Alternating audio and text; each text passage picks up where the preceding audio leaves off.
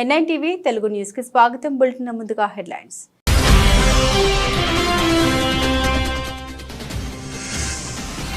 కొత్త ఎంఎస్ఎంఈ పాలసీని ఆవిష్కరించిన సీఎం రేవంత్ రెడ్డి. వ్యాపారాలు పెట్టుబడుల విస్తరణకు వీలుగా కొత్త పారిశ్రామిక విధానం.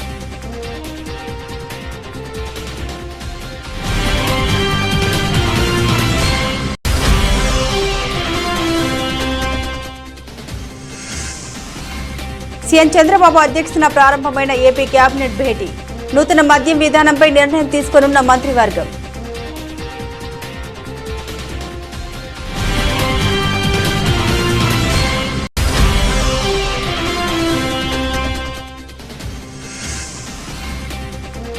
హైడ్రాను ఆపే ప్రసక్తే లేదు. తేల్చి చెప్పిన రేవంత్ రెడ్డి ప్రభుత్వానికి సహకరించి మద్దతు ఇవ్వాలని విజ్ఞప్తి.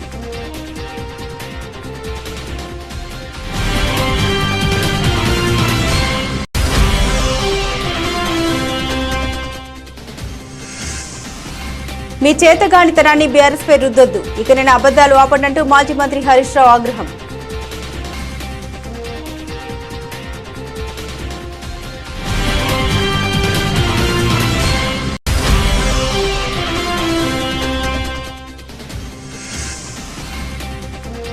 జమ్మూ కాశ్మీర్లో 10 ఏళ్ల తర్వాత అసెంబ్లీ ఎన్నికలు.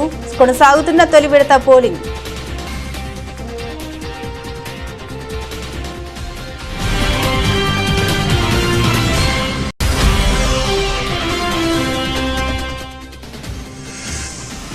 నాలుగున్నర ఏళ్లలో 1,29,00,000 చేసిన స్టాక్ ఏకంగా 2,818% గ్రోత్.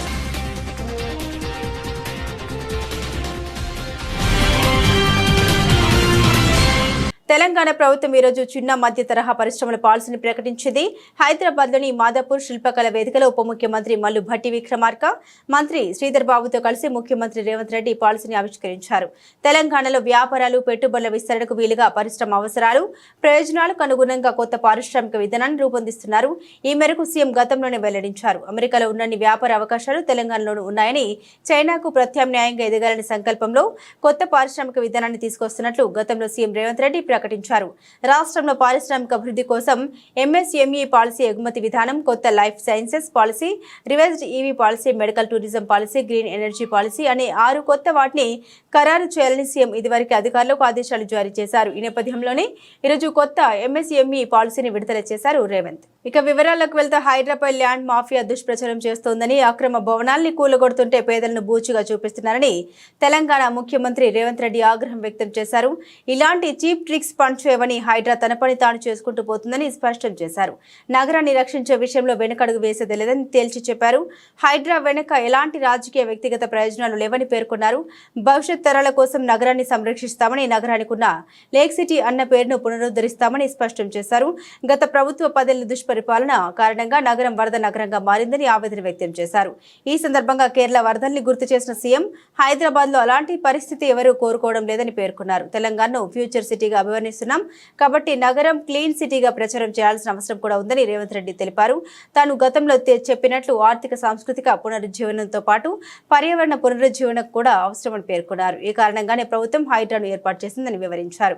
ఈ ప్రయత్నంలో ప్రభుత్వానికి సహకరించి మద్దతు ఇవ్వాలని ప్రజలకు విజ్ఞప్తి చేస్తున్నామని సీఎం రేవంత్ పేర్కొన్నారు. వెనుక రాజకీయ కోణం లేదు, స్వార్థం లేదు. అదొక పవిత్ర కార్యం, ప్రకృతిని కాపాడుకునే యజ్ఞం. దీనికి ప్రతి ఒక్కరూ సహకరించాలి. కొందరు భూ మాఫియా వాళ్ళు పేదలను ముందు పెట్టి హైడ్రా లక్ష్యాన్ని నీరుగార్చే ప్రయత్నంలో ఉన్నారు. ఎన్ని అడ్డంకులు వచ్చినా హైడ్రా ఆగదు. హైదరాబాద్ భవిష్యత్తుకు హైడ్రా గ్యారంటీ ఇస్తుంది. ఇది నా భరోసా. ప్రజలను సహకరించాల్సిందిగా నేను కోరుకుంటున్నాను. ముఖ్యమంత్రి చంద్రబాబు నాయుడు అధ్యక్షతన రాష్ట్ర సచివాలయంలో ఏపీ కేబినెట్ భేటీ ప్రారంభమైంది. నూతన మద్యం విధానంపై నేటి కేబినెట్ భేటీలో నిర్ణయం తీసుకున్నారు. గత ప్రభుత్వ హయాంలో మైనింగ్ వ్యవహారాలు తీవ్ర వివాదాస్పదం కాగా కొత్త మైనింగ్ విధానంపై ఇవాల్టి మంత్రివర్గ సమావేశంలో చర్చించే అవకాశం ఉంది. ఇందులోనే ఇసుక విధానం కూడా ఉంటుందని భావిస్తున్నారు. ముఖ్యంగా పెండింగ్ లో ఉన్న వాలంటీర్ వ్యవస్థ అంశంపై కీలక నిర్ణయం తీసుకున్నారు. వాలంటీర్లను తప్పకుండా కొనసాగిస్తామని ఎన్నికల ప్రచారం సమయంలో చంద్రబాబు హామీ ఇచ్చారు. ఇక 18 నుండి 59 ఏళ్ల వయసున్న మహిళలు మహిళలకు నెలకు 1,500 రూపాయలు ఇస్తామన్న ఎన్నికల హామీ, పలు ఉద్యోగ నియామకాలకు నేటి కేబినెట్ భేటీలో పచ్చ జెండా ఊపే అవకాశాలు ఉన్నాయి. పరిశ్రమలకు భూ కేటాయింపులు, P4 కార్యాచరణ, నీరు చెట్టు బిల్లులకు నిధులు విడుదల, జలవనరుల ప్రాజెక్టుల పటిష్టతకు అత్యవసర నిధి కింద 300 కోట్లు కేటాయించే అంశంపై చర్చిస్తారని తెలుస్తోంది. పాకేటప్పుడు పంది, నడిచేటప్పుడు నంది అన్నట్లు అధికారం లేనప్పుడు తెలంగాణ విమోచన దినోత్సవం అంటూ గొంతెత్తిన పార్టీలు ఇప్పుడు ఎంఐఎంని అనే పనికి మాలిన పార్టీకి భయపడి దాని ఊసెత్తడం లేదని కేంద్ర సహాయ మంత్రి బండి సంజయ్ అన్నారు. ఈ విషయంపై ఆయన మాట్లాడుతూ, ఇలాంటి ఎంఐఎం పార్టీలు ఎన్ని బెదిరించినా భారతీయ జనతా పార్టీ భయపడదని, తెలంగాణ అసలు చరిత్ర అందరికీ తెలిసేలా ప్రతి సంవత్సరం తెలంగాణ విమోచన దినోత్సవ వేడుకలు నిర్వహించి తీరుతామన్నారు. తెలంగాణ విమోచన జరిగింది. అధికారంలోకి రాకముందు ఉద్యమ సమయంలో కొన్ని పార్టీలు ఏం చేస్తాయంటే తెలంగాణ విమోచన దినోత్సవాన్ని అధికారికంగా జరపాలే, సమైక్య ఆంధ్రప్రదేశ్ ఉన్నప్పుడు ఆంధ్ర పాలకులారా మా తెలంగాణ స్వాతంత్ర దినోత్సవాన్ని మమ్మల్ని జరుపుకోనివ్వరా అని కొట్లాడిన వీళ్ళందరూ కూడా ఈ పార్టీలను కొట్లాడినాయి. కానీ అధికారంలోకి వచ్చినాక ఏం చేసినాయి? ఒక పార్టీ ఏమో సమైక్యత దినోత్సవం అంటది, ఇంకో పార్టీ ఏమో ప్రజాపాలన దినోత్సవం అంటది. ఇప్పుడు ఎందుకు పేరు మారుస్తుంటే సమాధానం లేదు. ఎందుకంటే ఎంఐఎం అని ఒక పార్టీ దరిద్ర పార్టీ ఉంది. ఆ పార్టీ ఎంఐఎం అని పార్టీ స్టార్ట్ కాకముందు నిజాం కాలంలో ఆ పార్టీ పేరు రజాకర్ల దళం. రజాకర్ల దళం అంటే మన అమ్మలకలను నగ్నంగా బతికమలాడించడం, మనకు యువకులను చంపడం, ఎవరైతే ఎదుర్కొంటారో వాళ్ళని చంపే ప్రయత్నం చేయడం, ఈ హైదరాబాద్ సంస్థలను విలీనం చేయాలని చెప్పి కొట్టడం, అందరిని చంపడం, ఇది రజాకర్ల దళం. దాని తర్వాత అది ఎంఏ పార్టీ మారింది. ఇవాళ అటువంటి పార్టీకి భయపడుతున్నారు వీళ్ళు. ఇవాళ తెలంగాణ విమోచన దినోత్సవం జరపడానికే భయపడుతున్నారు. ఇవాళ వాళ్లకు భయపడి మరి జాతీయ పార్టీ అని ఒక పార్టీ చెప్పుంటది. మేము 10 సంవత్సరాలు కొట్టాను, ఈ రాష్ట్రాన్ని ఇది వీకినాం అది వీకినాం అని చెప్పి ఇంకోళ్ళు చెప్పుంటారు. కానీ వీళ్ళు ఏం చేస్తుండే కదా, ఒక ఎంఏఎం అనే పార్టీకి భయపడి తెలంగాణ విమోచన దినోత్సవం అని జరపడానికే భయపడే పరిస్థితి వచ్చింది వాళ్ళు. ముఖ్యమంత్రి రేవంత్ రెడ్డి అప్పులపై తప్పుడు లెక్కలు చెబుతున్నారని, తన చేతకంటతనాన్ని గత ప్రభుత్వాలపై రుద్దడం సరికాదని మాజీ మంత్రి హరీష్ రావు ఆగ్రహం వ్యక్తం చేశారు. రాష్ట్రం దివాలా తీసిందంటూ ముఖ్యమంత్రి రేవంత్ రెడ్డి పదే పదే మాట్లాడడం, రాష్ట్ర ప్రతిష్టను పరపతిని దిగజార్చేలా వ్యవహరించడం దుర్మార్గమని పేర్కొన్నారు. సీఎం రేవంత్ రెడ్డి తన వ్యాఖ్యల ద్వారా రాష్ట్ర భవిష్యత్తును ప్రశ్నార్థకరం చేస్తున్నారని విమర్శించారు. మెదక్ జిల్లా కేంద్రంలో మీడియాతో హరీష్ రావు మాట్లాడారు. రాష్ట్ర ప్రభుత్వం 16వ ఆర్థిక సంఘం ముందు అబద్దాలను వల్లివేయడం సిగ్గుచేటని మండిపడ్డారు. రాష్ట్రంపై 6.85 లక్షల కోట్ల అప్పు ఉందనే తప్పుడు ప్రచారాన్ని ఇంకెన్నిసార్లు చెప్తారని ప్రశ్నించారు.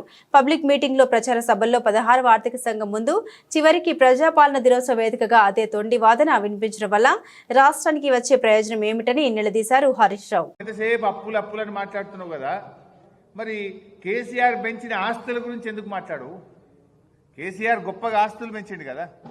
తెలంగాణ రాష్ట్రం ఏర్పడ్డ నాడు 2013-14లో మన తలసరి ఆదాయం 1,12,162 రూపాయలు.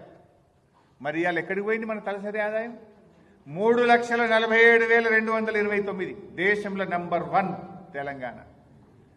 ఈ దేశంలో 28 రాష్ట్రాల్లో తలసరి ఆదాయంలో అగ్రభాగాన తెలంగాణను నిలబెట్టిన కేసీఆర్ గురించో ఆ తలసరి ఆదాయం గురించి నీకెందుకో నోరు రాదు. జిఎస్డిపి మన రాష్ట్ర స్థూల ఉత్పత్తి రాష్ట్రం ఏర్పడ్డ నాడు 4,51,000 కోట్లుంటే ఈరోజు 14,63,000 కోట్లకు పెంచారు. 160% పెరిగింది. దీని గురించి రేవంత్ రెడ్డి నోట్లకెళ్ళి ఎందుకో రాదు. ఇది రాష్ట్ర సంపద పెరిగింది, రాష్ట్రంలో పౌరుల సంపద పెరిగింది, తలసరి ఆదాయం పెరిగింది, ఆస్తుల కల్పన జరిగింది, దేశ జీడిపికి 5.1% మనము కాంట్రిబ్యూట్ చేస్తూ ఉన్నాం. ఇలాంటి మంచి మాటలు రేవంత్ రెడ్డి నోట రావు, అన్ని అబద్ధాలు, గోబల్స్.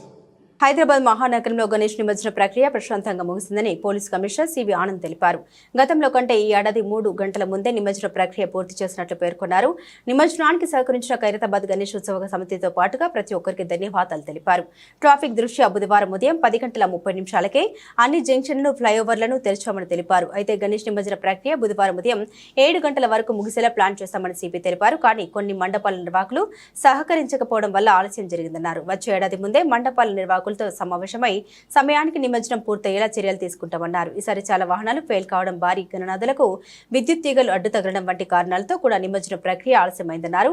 గత 10 రోజుల నుండి హుస్సేన్ సాగర్లో 1,00,000కు పైగా గణనాథుల్ని నిమజ్జనం చేసినట్లు పేర్కొన్నారు. నిన్న ఒక్కరోజే సుమారు 20,000 దాకా నిమజ్జనం చేసినట్లు తెలిపారు.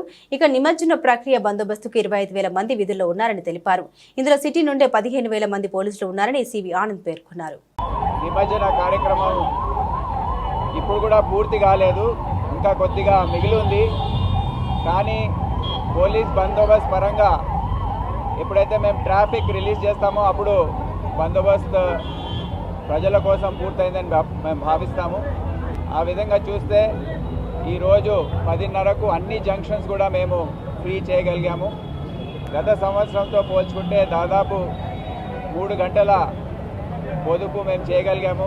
దాదాపు 1000 విగ్రహాల నిమజ్జనము ఇంకా మిగిలి ఉందో అది మేము నెక్లెస్ రోడ్లో ఒక ప్రణాళిక ప్రకారం 4 రోజుల్లో అవన్నీ అక్కడ పార్కింగ్ చేసి ప్రజలకు ఎటువంటి ఇబ్బంది లేకుండా ట్రాఫిక్ మొత్తం కూడా సజావుగా నడిచే విధంగా చర్యలు తీసుకున్నాం.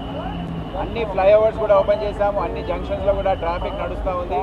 ఇప్పుడు traffic, law and order task force వాళ్ళందరూ కూడా ఎంతో కృషి చేసి అది కరెక్ట్ సమయానికి నిమజ్జనం అయ్యే విధంగా చర్యలు తీసుకున్నారు. ప్రణాళిక ప్రకారం సౌత్ జోన్లో మండప నిర్వాహకులు ఎస్పెక్ట్ వచ్చారు, వారి విగ్రహాల్ని తొందరగా తరలించారు. అందుకే రాత్రి 10:30 ప్రాంతంలో నయాపూల్ దాటింది లాస్ట్ విగ్రహం సౌత్ జోన్ నుండి. నేను మా అధికారులందరికీ, పోలీస్ ఆఫీసర్స్, సిటీ పోలీస్ చెందిన ఆఫీసర్స్, అదే కాకుండా బయట నుంచి వచ్చిన ఆఫీసర్స్, సిబ్బంది. పెద్దపల్లి జిల్లా రామగుండంలోని సింగరేణి ఇన్స్టిట్యూట్ ఆఫ్ మెడికల్ కాలేజీలో ప్రైవేట్ కాంట్రాక్ట్ ఏజెన్సీలో పనిచేస్తున్న మహిళా కార్మికుల్ని లైంగికంగా వేధిస్తున్న వారిపై చట్టపరంగా చర్యలు తీసుకోవాలంటూ ఆందోళన చేపట్టారు. ఈ మేరకు మెడికల్ కాలేజీ ప్రధాన గేటు ముందు ఐక్య స్వచ్ఛంద సంఘాల ప్రతినిధులు పెద్ద ఎత్తున పాల్గొని నిరసన ప్రదర్శన చేపట్టారు. అమాయకులైన కాంట్రాక్ట్ మహిళా కార్మికులకు వేధిస్తున్న కామ పిశాచాలపై ఉన్నతాధికారులు చర్యలు తీసుకోవాలని నినాదాలు చేశారు. మహిళలకు ఉద్యోగ భద్రత లేకుండా పోతుందని పేర్కొన్నారు. ఈ సందర్భంగా స్వచ్ఛంద సంస్థల ప్రతినిధి మద్దెల దినేష్ మాట్లాడారు. మహిళల్ని వేధిస్తున్న వారికి ప్రజాప్రతినిధులు అండగా ఉన్నారని ఆరోపించారు.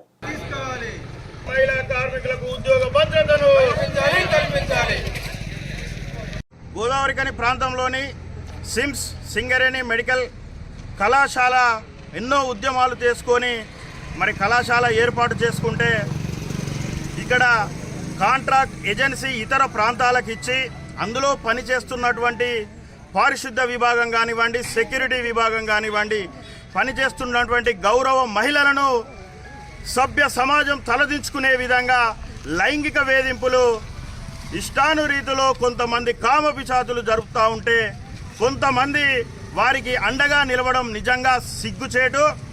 ఒకరేమో మంత్రి శ్రీధర్ బాబు గారి అనుచరులని చెప్పుకుంటారు, మరొకరేమో స్థానిక శాసనసభ్యులు మక్కాన్ సింగ్ గారి అనుచరులని చెప్పుకొని మెడికల్ కళాశాలలో భయభ్రాంతులకు గురి చేస్తూ మహిళలను లైంగిక వేధింపులకు పాల్పడి చేస్తున్నా కానీ సంబంధించినటువంటి కాంట్రాక్టరు ఏమాత్రం కూడా పట్టించుకోకుండా, అదేవిధంగా మెడికల్ కళాశాల ప్రిన్సిపల్ గారు కూడా మరి వారిని ప్రోత్సహిస్తున్నారా లేదా ప్రేక్షక పాత్ర వహిస్తున్నారా అని మేము ప్రశ్నిస్తూ ఉన్నాం. ఇప్పటికైనా గౌరవ శాసనసభ్యులు మక్కాన్ సింగ్ రాజ్ ఠాకూర్ గారు, జిల్లా కలెక్టర్ గారు, అదేవిధంగా డిఎంఈ గారు వెంటనే చర్యలు తీసుకొని స్థానిక కాంట్రాక్టర్ పై. ప్రకాశం జిల్లా మార్కాపురం పట్టణంలోని ఆర్టీసీ బస్టాండ్ నందు ప్రభుత్వం నూతనంగా మంజూరు చేసిన 4 బస్సుల ప్రారంభోత్సవ కార్యక్రమం డిపో మేనేజర్ నరసింహులు ఆధ్వర్యంలో నిర్వహించారు. ఈ కార్యక్రమానికి ముఖ్య అతిథులుగా శాసనసభ్యులు కందుల నారాయణ రెడ్డి, టీడీపీ నియోజకవర్గ పోల్ మేనేజ్మెంట్ క్లస్టర్ ఇన్ఛార్జ్ కందుల రామిరెడ్డి పాల్గొన్నారు. అనంతరం ఎమ్మెల్యే రిబ్బన్ కత్తిరించి నూతన బస్సుల్ని ప్రారంభించారు. పట్టణంలో స్వయంగా ఆర్టీసీ బస్సును నడిపి ఆర్టీసీ డ్రైవర్లను ఎమ్మెల్యే ఉత్సాహపరిచారు. ఆర్టీసీ బస్టాండ్ నుండి ఆర్టీసీ గ్యారేజ్ వరకు బస్సు నడిపి డ్రైవర్లు అందరూ కలిసికట్టుగా కృషి చేసి ఆర్టీసీని లాభాల్లో నడిపించే విధంగా రవాణా సేవల్ని ప్రజలకు అందుబాటులో ఉంచే విధంగా కృషి చేయాలని పిలుపునిచ్చారు. ఈ సందర్భంగా నారాయణ రెడ్డి మాట్లాడారు. మార్కాపురం డివిజన్ కేంద్రమైన ఆర్టీసీ బస్టాండ్లో ప్రయాణికులకు ఇబ్బందులు లేకుండా ప్రభుత్వం నూతన బస్సుల్ని మంజూరు చేసినట్టు తెలిపారు. మార్కాపురం ఆర్టీసీ డిపో నందు 4 కొత్త బస్సులు ప్రారంభించడం జరిగింది. ఈరోజు 1986లో ఏర్పడినటువంటి మార్కాపురం ఆర్టీసీ డిపో ఈరోజు దినదినాభివృద్ధి చెందుతూ సుమారు 103 బస్సుల సముదాయంతో ఈ పశ్చిమ ప్రాంతంలో ఒక పెద్ద డివిజన్గా ఏర్పడమైంది. ఈ పశ్చిమ ప్రాంతంలో ప్రజలందరూ కూడా ప్రభుత్వ సేవల్ని సక్రమంగా వినియోగించుకొని ప్రజలందరికీ మంచి జరిగేలా చూసుకునే బాధ్యత ప్రజలందరూ బాగా చేపట్టాలని మనస్ఫూర్తిగా కోరుతా ఉన్నాం. ఈ వెనుకబడ్డ ప్రాంతాన్ని ఎట్టి పరిస్థితుల్లో అభివృద్ధి పదంలో తీసుకుపోవాలని మార్కాపురం జిల్లా వెలుగొండ ప్రాజెక్టును కూడా త్వరితగతిలోనే ప్రారంభించే విధంగా ప్రకటించే విధంగా చర్యలు చేపడతానని ఈ మార్కాపురం ప్రజలకు మాటిస్తూ ఉన్నాం. అలాగే అభివృద్ధి విషయంలో కూడా ఎక్కడ వెనక్కి తగ్గకుండా ప్రతి చిన్న విషయంలో కూడా క్షుణ్ణంగా పరిశీలన చేసి గత ప్రభుత్వాలు చేసిన తప్పిదాలని మళ్ళీ ఈ ప్రభుత్వంలో జరగకుండా చూసుకుంటూ మా ప్రభుత్వాన్ని ముందుకు తీసుకుపోయేదానికి మా శక్తి వంచన లేకుండా కష్టపడి పనిచేస్తామని ఈ సందర్భంగా మాటిస్తాము. రంగారెడ్డి జిల్లా కలెక్టర్ శశాంక్ షాద్నగర్ పట్టణంలోని డబుల్ బెడ్రూమ్లను పరిశీలించారు. కలెక్టర్తో పాటు ఎమ్మెల్యే వీర్లపల్లి శంకర్ ఉన్నారు. మీడియాతో కలెక్టర్ శశాంక్ మాట్లాడారు. పెండింగ్ లో ఉన్న పనుల్ని త్వరలో పూర్తి చేయించి క్షేత్రస్థాయిలో అధికారులతో సమావేశం నిర్వహించి డబుల్ బెడ్రూమ్లను లబ్ధిదారులకు అందిస్తామని జిల్లా కలెక్టర్ వెల్లడించారు.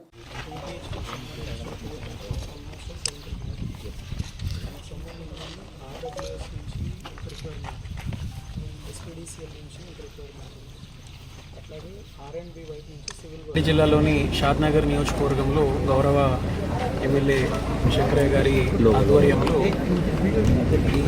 మనకు ఏదైతే డబుల్ బెడ్రూమ్ ఇళ్ళు పూర్తి చేసుకోవాల్సిన అవసరం ఉందో వాటిని క్షేత్రస్థాయిలో అధికారులతోటి అట్లాగే ఇక్కడ ఉన్న ఇతర అంశాలను పరిశీలించడానికి వారి ఆధ్వర్యంలో క్షేత్రస్థాయి పర్యటన చేయడం జరిగింది. ఇక్కడ ఉన్న ఈ డబుల్ బెడ్రూమ్ ఇళ్ళని ఎంత పూర్తిగా మనము అందుబాటులోకి తీసుకురావాలన్న ఉద్దేశంతో ఈ విజిట్ చేయడం జరుగుతూ ఉంది. దీనికి సంబంధించిన వివరాలన్నీ కూడా అధికారులతోటి చర్చించి సమీక్షించుకొని మళ్ళీ అతి త్వరలో వీటిని లబ్ధిదారులకు అందుబాటులోకి తీసుకురావాలన్నది దీంట్లో ఉన్న ప్రధానమైన ఉద్దేశం. దానికి సంబంధించిన అవసరాలు ఏమేమి ఉన్నాయి, ఇంకేమేమి పూర్తి చేయాలన్నది మేము అధికారులతో కూడా చర్చించడం జరుగుతూ ఉంది.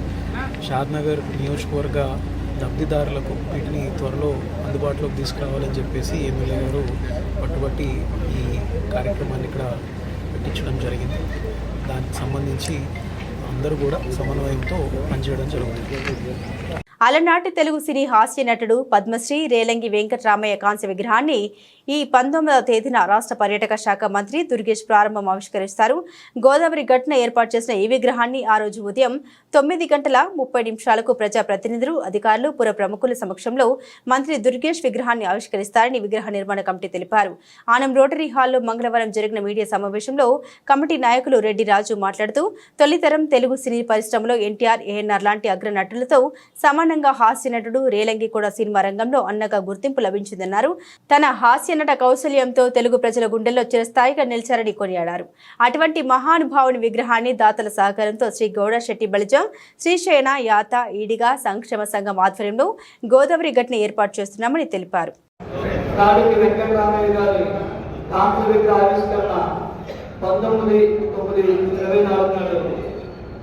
మన స్థానిక గోదావరి గట్టుపై ఏర్పాటు చేయడం జరుగుతుంది.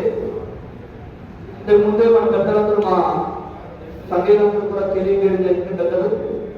ముఖ్యంగా నేను పునరుద్ధరణ చెప్పాల్సిన విషయం ఏంటంటే రాజకీయ గారికి రాజకీయంతో ఉన్న అభినవాల సంబంధం గురించి తెలియపరుస్తున్నానండి. 1954లో మొట్టమొదటి భారతదేశంలో మొట్టమొదటి పద్మశ్రీ అవార్డు గ్రహించిన తర్వాత కళారంగం నుంచి వారు తీసుకోవడం జరిగింది. భారతదేశ రాష్ట్రపతి అన్నాడు. తరువాత 1956లో మన రాజకీయంలో లలిత్ కళానికేతన్ వారిచే అప్పుడు హాస్య బ్రహ్మ గమిడిపాడి కాళేశ్వరరావు గారి చేతుల మీదుగా మన రాజకీయ గారికి రాజమండ్రిలో ఏదైతే ఇక్కడ ఉందో అక్కడ కూడా హాస్య నట చక్రవర్తి పద్మశ్రీ రాజకీ వెంకటరామయ్య గారనే మేము టాలీవుడ్ ఇండస్ట్రీలో ఓ యువతిపై డ్యాన్స్ కొరియోగ్రాఫర్ షేక్ జానీ బాషా లైంగిక వేధింపుల ఘటనను తీవ్రమైన చర్యగా భావిస్తున్నామని భారతీయ జనతా పార్టీ మహిళా మోర్చా రాష్ట్ర అధ్యక్షురాలు డాక్టర్ శిల్పారెడ్డి అన్నారు. ఈ విషయమై ఆమె మాట్లాడుతూ యువతిని 5 ఏళ్ల పాటు నరకను చూపించడంతో పాటు వేధింపులు దాడులకు పాల్పడడం మతం మారాలంటూ ఒత్తిళ్లకు గురి చేయడాన్ని భారతీయ జనతా పార్టీ తీవ్రంగా ఖండిస్తుందన్నారు. ఇది లవ్ జిహాద్ కేసు. హిందూ అమ్మాయిని ట్రాప్ చేసినట్లు స్పష్టంగా ఎఫ్ఐఆర్లో నమోదు చేసినప్పటికీ కేసును నీరుగార్చేందుకు నిందితుడిపై పనికిరాని కేసులు పెట్టడం ఏంటి అని ఇంతవరకు నిందితుడిని అరెస్టు చేయకపోవడం దుర్మార్గమని మండిపడ్డారు.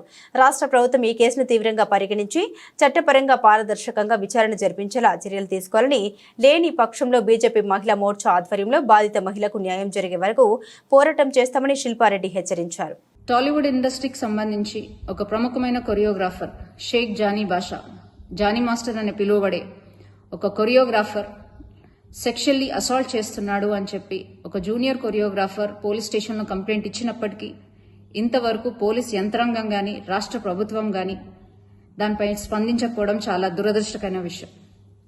అమ్మాయి తన కంప్లైంట్ కాపీలో క్లియర్గా మెన్షన్ చేసినప్పటికీ గత 5 సంవత్సరాల నుంచి, అంటే ఆ అమ్మాయి మైనర్గా ఉన్నప్పటి నుంచి అతను వేధిస్తున్నాడు, సెక్షువల్ ఫేవర్స్ అడుగుతున్నాడు, అలాగే మతం మార్చుకొని తనని పెళ్లి చేసుకోవాలని ఒత్తిడి తెస్తున్నాడు అని క్లియర్ కట్గా మెన్షన్ చేసినప్పటికీ ఆ జానీ మాస్టర్ అనే వ్యక్తిని ఇంతవరకు పోలీసులు అరెస్ట్ చేయకపోవడం, అతను నెల్లూరులో ఉన్నాడు అని తెలిసి కూడా అతన్ని అరెస్ట్ చేయకపోవడం, అలాగే రాష్ట్ర ప్రభుత్వం దీనిపై స్పందించకపోవడం చాలా దురదృష్టకరమైన విషయం.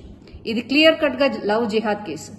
ముస్లిం అబ్బాయిలు హిందూ అమ్మాయిలను ట్రాప్ చేసి వాళ్ళ మతం మార్చి వాళ్ళని చిత్రహింసలు పెట్టే ఇదొక ప్రక్రియని రోజు రోజుకి ఎక్కువైతున్నప్పటికీ కూడా మన రాష్ట్ర ప్రభుత్వం నిమ్మకు నీరెత్తినట్టు కూర్చోవడాన్ని భారతీయ జనతా పార్టీ మహిళా మోర్చా తీవ్రంగా ఖండిస్తుంది. రోజు రోజుకి రాష్ట్రంలో అత్యాచారాలు అన్యాయాలు పెరుగుతున్నప్పటికీ మన సీఎం రేవంత్ రెడ్డి గారు, కేర్ ఆఫ్ హోమ్ మినిస్టర్ గారు నిర్లక్ష్య వైఖరిని మేము తీవ్రంగా ఖండిస్తున్నాం. ఇది వెంటనే లవ్ జిహాద్గా కేసుగా తీసుకోవాలని, అలాగే ఆ అమ్మాయికి వెంటనే న్యాయం జరగాలని, న్యాయం జరిగే విధంగా భారతీయ జనతా పార్టీ మహిళా మోర్చా తనకు అండగా ఉండి ఆమెకి న్యాయం చేసే విధంగా పోరాడతామని, దీన్ని ఎటువంటి పక్షపాతం వహించకుండా ఈ కేసు సాల్వ్ చేయాలని విజ్ఞప్తి చేస్తూ కాకినాడ జిల్లా పత్తిపాడులో జాతీయ రహదారిని ఆనుకుని నరేంద్రగిరి కొండపై శ్రీమద్ రామాయణ పీఠం వ్యవస్థాపక అధ్యక్షులు రామకోటి సుబ్బారావు ఆధ్వర్యంలో నూతనంగా నిర్మితమవుతున్న శ్రీరామ నామక్షేత్రం ఆంధ్ర భద్రాద్రి ఆలయ స్లాబ్ నిర్మాణం ఈ నెల 19న గురువారం జరుగుతుందని ఆలయ అభివృద్ధి కమిటీ సభ్యులు తెలియపరిచారు. ఈ సందర్భంగా ఆలయ అభివృద్ధి కమిటీ సభ్యులు రెడ్డం రాజా, పుష్పారెడ్డి, పత్రి రమణ, గానాల గంగాధర్ మాట్లాడారు. ఈ కార్యక్రమానికి ఎమ్మెల్యే వరపుల సత్యప్రభుతో పాటుగా స్వామీజీలు, గ్రామ పెద్దలు, ఆలయ అభివృద్ధి కమిటీ సభ్యులు హాజరవుతారని తెలిపారు. ప్రతిపాడులో స్వామి వివేకానంద టెంపుల్ కిందని శ్రీరామ క్షేత్రం చాలా గొప్పగా 2 కోట్ల ప్రాజెక్టుతో ఇది చిన్న స్టేజీ నుంచి కాకినాడ నుంచి వచ్చి మన గల్లా సుబ్బారావు గారు, రాజా గారు, అలాగే పుష్పారెడ్డి గారు, రమణ గారు, ఇలాగా కత్తిపాడు గ్రామంలో గోగుల బుజ్జి గారు అందరినీ వేసి మన సుబ్రహ్మణ్యం గారు వీళ్ళందరినీ వేసి ఒక కమిటీగా తయారు చేసి ప్రతిపాడు అందరినీ కూడా ఆడవారిని, మగవారిని, భజన సమాజం వాళ్ళందరినీ కూడా ఒక కమిటీ 2 కమిటీల కింద వేసి ఈ శాస్త్రానికి అందరూ చాలా మంది సహకారం చేశారు. మన చెలంకూరు భావన గారు, అలాగే రెడ్డి వెంకన్న గారు, అలాగే రెడ్డి నాయుడు గారు, ఎంతో మంది సహకారం చేసి ఈవేళ ఈ నిర్మాణం ఎంతవరకు వచ్చిందంటే వాళ్ళ వల్లే. ఇది గ్రామ ప్రజలు పెద్దవాళ్ళందరూ దయవల్లే ఇంతవరకు మనం స్లాబ్ వరకు లాక్కొచ్చామంటే త్వరలో స్లాబ్ అయిపోయిన అనంతరం లక్ష్మీదేవి గుడి, ఇలాగే బాలరాముడి గుడి, ఆంజనేయ స్వామి విగ్రహం, అలాగే రాముల వారి 45 అడుగులు విగ్రహం వేయడం జరుగుతుంది. చుట్టెంపులు, కాంపౌండ్ వాళ్ళు, కిందకి మెట్లు, గజస్తూపం, అలాగే ఎంట్రన్స్ లో ఒక ద్వారం తయారు చేసి బోరు కొట్టించి ఇక్కడ ఎంతో శాస్త్రంగా తయారేది. పుణ్యాత్ములు వీళ్ళు అందరూ సహకారంతో, పుణ్యాత్ముల సహకారంతో త్వరలో పెళ్లిళ్ళు కూడా జరుగుతాయి. అలాగే అన్నదానం కూడా జరుగుతుంది. ఈ శాస్త్రంలో అంత గొప్పగా ప్రళయం అవుతుందని మనం జై శ్రీరామ్. మత్స్యకారులు ఎదుర్కొంటున్న సమస్యల్ని ప్రభుత్వం దృష్టికి తీసుకెళ్లి పరిష్కారానికి కృషి చేస్తామని జాతీయ మత్స్యకారుల సంఘం రాష్ట్ర అధ్యక్షుడు మేసా అప్పలరాజు తెలిపారు. ఇటీవల జిల్లా అధ్యక్షుడిగా నియమితులైన గంటా అబ్బాయి ఆధ్వర్యంలో గాజువాక గణేష్ నగర్ కమ్యూనిటీ హాల్లో బుధవారం సంఘం ప్రతినిధుల సమావేశం నిర్వహించారు. ఈ సందర్భంగా అప్పలరాజు మాట్లాడుతూ చేపల వేటపైన ఆధారపడి జీవిస్తున్న మత్స్యకారు కుటుంబాలు ఆర్థికంగా నిలదొక్కుకోవాలనే ఉద్దేశంతోనే వారు ఎదుర్కొంటున్న అనేక సమస్యల్ని దశల వారీగా పరిష్కారం లభించేలా సంఘం కృషి చేస్తోందని అన్నారు. జిల్లాలోని మత్స్యకారులందరినీ అందరినీ ఒకే తాటిపైకి తీసుకొచ్చి వారి అభివృద్ధికి పాటుపడతామని తెలిపారు. చేసినటువంటి సేవలను గుర్తించి జాతీయ మత్స్యకార సంఘం తరఫున మేము ఆయనకి ప్రకటిస్తూ లెటర్ కూడా బాధ్యత లెటర్ కూడా ఇవ్వడం జరుగుతుంది. కారణం ఏంటంటే ముఖ్యంగా మా జాతీయ మత్స్యకార సంఘం అందరికీ 1979లో మా జాతీయ మత్స్యకార సంఘాన్ని మా బీహార్ రావు గారు బల్లి రామచంద్రరావు గారు దీన్ని రిజిస్ట్రేషన్ చేసి మా మత్స్యకారులకు సేవలు అందించడం జరిగింది ఈ సంఘం తరఫున. అలాగే మన ఇండియాలో 24 రాష్ట్రాల్లో ఏదైనా సంఘం ఉంది అంటే అతిపెద్ద సంఘం మా జాతీయ మత్స్యకార సంఘం. మన జాతీయ మత్స్యకార సంఘంలో మేమందరం ఆ కుటుంబ సభ్యులుగా ఉండడంలో మేము మాకు ఎలాంటి అవకతవకలు ఉన్నా మత్స్యకారులకు ఎలాంటి సమస్యలు ఉన్నా అందరూ కలిసికట్టుగా ఉండి మేము ఈ విషయాన్ని పరిష్కారాలు తీసుకెళ్తూ ఉంటాం. అలాంటి పరిష్కారం తీసుకెళ్ళేటప్పుడు ప్రతి స్టేట్లో కమిటీలు ఉండాలి, ప్రతి జిల్లాలో కమిటీలు ఉండాలి, ప్రతి మండలంలో కమిటీలు ఉండాలి. విలేజ్ స్థాయిలో నుంచి కూడా కమిటీలు వేసి ఈ సంఘం ద్వారా మత్స్యకారులకి సేవ చేయకుండా దుర్పథంలోనే మేము ముందుకెళ్తున్నామనేసి ఈ సభాపూర్వకంగా ఈ మీడియా సభ్యులకు మేము తెలియజేస్తున్నాం. భారత్లో అత్యంత సమస్యాత్మక ప్రాంతం జమ్మూ కాశ్మీర్లో 10 ఏళ్ల తర్వాత అసెంబ్లీ ఎన్నికలు జరుగుతున్నాయి. 2019లో ఆర్టికల్ 370 రద్దు తర్వాత జరుగుతున్న ఎన్నికలు కావడంతో ప్రాధాన్యత సంతరించుకుంది. కాశ్మీర్ లోయలో ఇవాళ తొలి విడత పోలింగ్ జరుగుతుంది. పోలింగ్ ప్రశాంతంగా కొనసాగుతున్నట్లు అధికారులు వెల్లడించారు. మధ్యాహ్నం 1 గంట వరకు 41.17% పోలింగ్ నమోదైంది. జమ్మూ కాశ్మీర్ అసెంబ్లీలో మొత్తం 90 స్థానాలు ఉండగా తొలి విడతలో 24 స్థానాలకు పోలింగ్ నిర్వహిస్తున్నారు. 24 స్థానాల్లో 219 మంది అభ్యర్థులు బరిలో ఉన్నారు.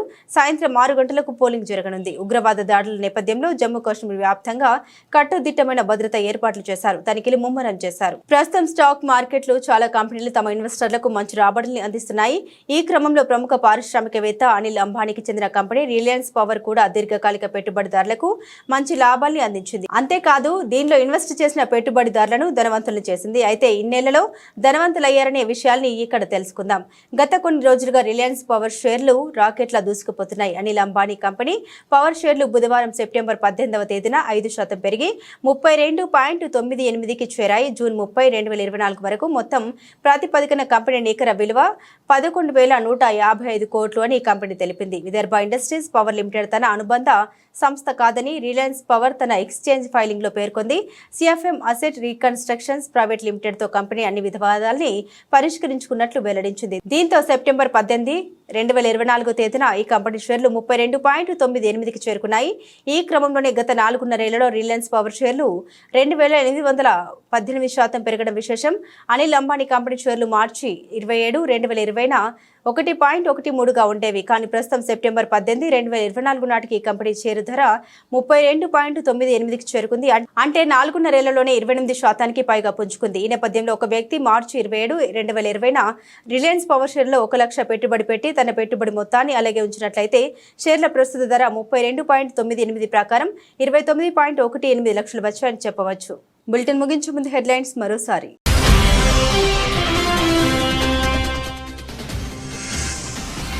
కొత్త ఎంఎస్ఎంఈ పాలసీని ఆవిష్కరించిన సీఎం రేవంత్ రెడ్డి. వ్యాపారాలు పెట్టుబడుల విస్తరణకు వీలుగా కొత్త పారిశ్రామిక విధానం.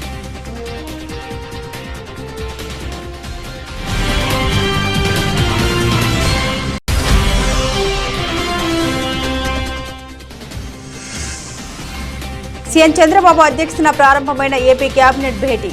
నూతన మద్యం విధానంపై నిర్ణయం తీసుకోనున్న మంత్రివర్గం.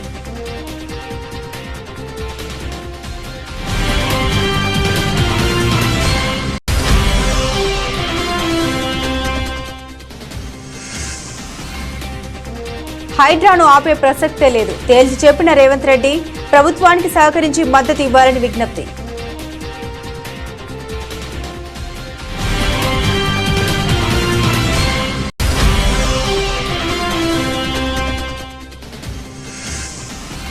మీ చేతగానితనాన్ని బీఆర్ఎస్ పై రుద్దొద్దు. ఇక నేను అబద్దాలు ఆపడంటూ మాజీ మంత్రి హరీష్ రావు ఆగ్రహం.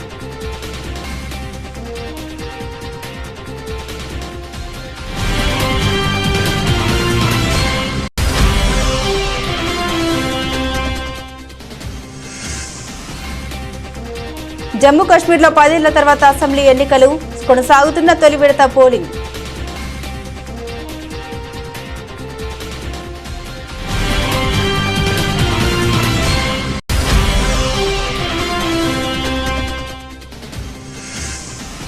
నాలుగున్నర ఏళ్లలో 1,29,00,000 చేసిన స్టాక్ ఏకంగా 2,818% గ్రోత్.